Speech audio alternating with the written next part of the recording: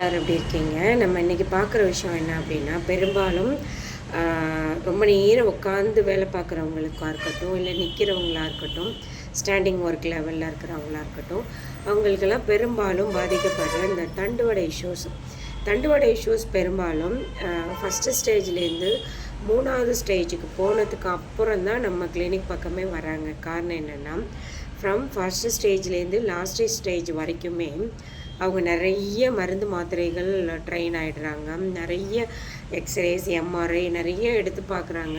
எதுலேயுமே ரெமெடி கிடைக்காத பட்சத்தில் தான் ஃபைனலாக நம்ம கிளினிக்லேருந்து வெளியாகிற பேஷண்ட்ஸோட அவுட்புட் பார்த்துட்டு நம்ம கிளினிக் வராங்க. சரி, இதை எப்படி ஆரம்ப நிலையிலேயே சரி பண்ணிக்கலாம், எப்படி ஆரம்ப நிலையிலேயே நம்ம ரொம்ப ப்ராப்ளம் டீப்பராக போகாமல் எப்படி நம்ம கிளினிக் வரணும் அப்படின்னா, பெரும்பாலும் தண்டுவடை இஷ்யூஸ் எப்படி வரும் அப்படின்னா, முதல்ல உங்களுக்கு கழுத்தில் மட்டும் வலிக்கிற மாதிரி இருக்கும். அடுத்தது இடுப்பு பகுதியில் வலி ஏற்படுற மாதிரி இருக்கும். இது நீங்களாம் நினச்சிக்கலாம், ஏஜ் ரிலேட்டடாக நம்ம ரொம்ப நேரம் ஒர்க் பண்ணிகிட்ருக்கோம், நம்ம 12 ஹவர் 8 ஹவர்னு ஒர்க் பண்ணிகிட்ருக்கோம், அதனால நமக்கு ஸ்ட்ரெயினால் பெயின் வருதுன்னு நினைக்கலாம். பட் அது கிடையாது. முன்னாடி இருந்த காலகட்டங்களில் சுமாராக ஒரு 15-20 வருஷத்துக்கு முன்னாடி நம்ம சாப்பிட்ட உணவுப் பொருட்களோட வீரியம், சக்தி வேறு. இப்போ நம்ம சாப்பிட்டுட்டு இருக்க உணவுப் பொருளோட சக்தி வேறு. நிறைய நம்மளோட ஸ்ட்ரென்த் ஆட்டோமேட்டிக்காக நம்ம உடம்புல குறைய ஆரம்பிச்சிருந்ததுனால, ரொம்ப நேரம் ஒர்க் பண்ணுறவங்களுக்கு, உட்காந்து வேலை பார்க்குறவங்களுக்கு டிஸ்க் ரிலேட்டடான டிஸ்க் பல்ஜிங் இஷ்யூஸ் தாராளமாக எல்லா ஏஜ் குரூப் ஆஃப் பீப்புளுக்கும் வர ஆரம்பிக்குது.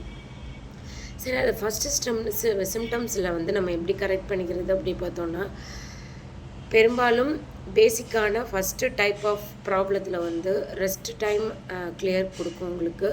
பட் அதை தாண்டி செகண்ட் ஸ்டேஜ், தேர்டு ஸ்டேஜ் போக ஆரம்பிச்சிருச்சுன்னா, நீங்கள் என்ன தான் எம்ஆர்ஐ எடுத்தாலும், என்ன தான் மெடிசின் சப்ளை போனாலும் அதுக்கான ப்ராப்பரான ரெமடி கிடைக்காது.